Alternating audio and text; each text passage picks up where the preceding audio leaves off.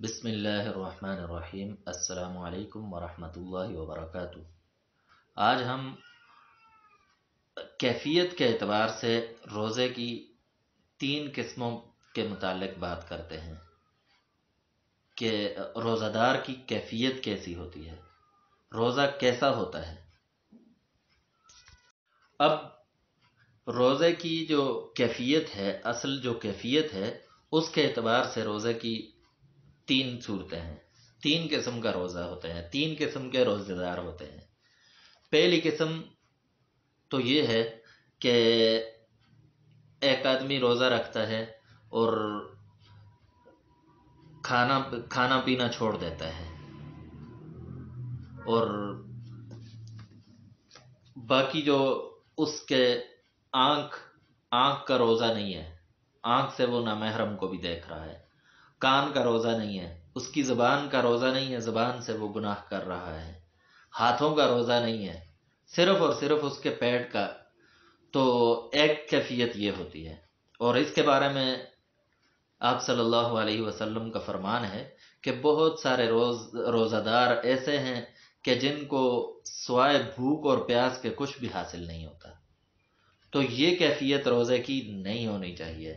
ہمیں ایسا روزہ نہیں رکھنا چاہیے جس میں صرف بھوک اور پیاس ہو، بلکہ جو روزے کا اصل فلسفہ ہے، ایک تو یہ ہے کہ تقوی حاصل ہو، روزے سے کچھ حاصل ہو، اور دوسری چیز انسان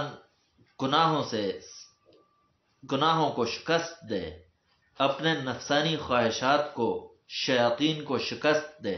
روزے کا اصل فلسفہ یہ ہوتا ہے۔ اور دوسرا فلسفہ یہ ہے کہ انسان روزہ ایسا رکھے کہ اس سے کوئی گناہ سرزد نہ ہو، اس کی زبان کا بھی روزہ ہو، اس کی کان کا بھی روزہ ہو، کان سے بھی کوئی ایسی چیز نہ سنے جو اللہ تبارک و تعالی نے منع کی ہے، اور آنکھ سے ایسی چیز کو نہ دیکھے جس کو اللہ تبارک و تعالی نے ممنوع قرار دیا ہے۔ شریعت مطہرہ نے جس چیز کو ممنوع قرار دیا ہے، ایسی چیز کو نہ دیکھے۔ تو یہ، اور زبان، ہاتھ سے، تو یہ دوسری قسم ہو گئی روزے کے اعتبار سے۔ اور تیسری چیز، یہ اللہ تبارک و تعالی کے خاص بندوں کا روزہ ہوتا ہے، ان کے قلبی بھی روزہ ہوتا ہے۔ اب اعضاء کا تو روزہ رکھا، لیکن قلب کا بھی روزہ ہونا چاہیے کہ انسان کا قلب کیا کر رہا ہے۔ انسان کے قلب کے اندر صرف اور صرف اللہ تعالی کی ذات ہے، انسان کے دل کے اندر اللہ تبارک و تعالی ہے، جہاں جاتا ہے اللہ کی طرف متوجہ ہے، ذکر ہو رہا ہے، اس کی زبان سے ذکر پھوٹ رہا ہے، اور اس کا دل و دماغ اللہ تبارک و تعالی کی طرف متوجہ ہے۔ تو یہ روزے کی سب سے بہترین قسم ہے۔ تو پہلی جو کیفیت ہے، وہ تو آج سے وعدہ کریں کہ یہ کیفیت انشاءاللہ نہیں ہوگی رمضان المبارک میں، کہ صرف بھوکا اور پیاسا رہنا۔ اور دوسری جو کیفیت ہے، یہ بھی درمیانہ درجہ ہے، اور تیسرا جو ہے وہ سب سے اعلیٰ درجہ ہے۔ تو اب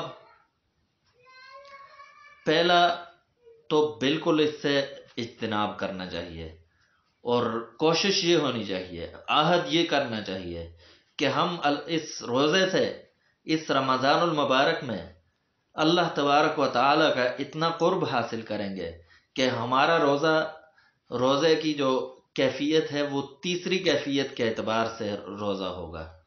تو یہ بہترین روزہ ہوگا، اور اس رمضان المبارک کے اندر ہمیں وہ فلسفہ جس کے لیے اللہ تبارک و تعالی نے اس ماہ مکرم کو ہم پر نازل کیا ہے، ہمارے لیے لازم کیا ہے، تو اس کا وہ فلسفہ، وہ اس کا جو خلاصہ ہے، جو اس کی تیسری کیفیت ہے وہ حاصل ہو جائے تو یہ ہمارے لیے بہت بڑی کامیابی ہوگی۔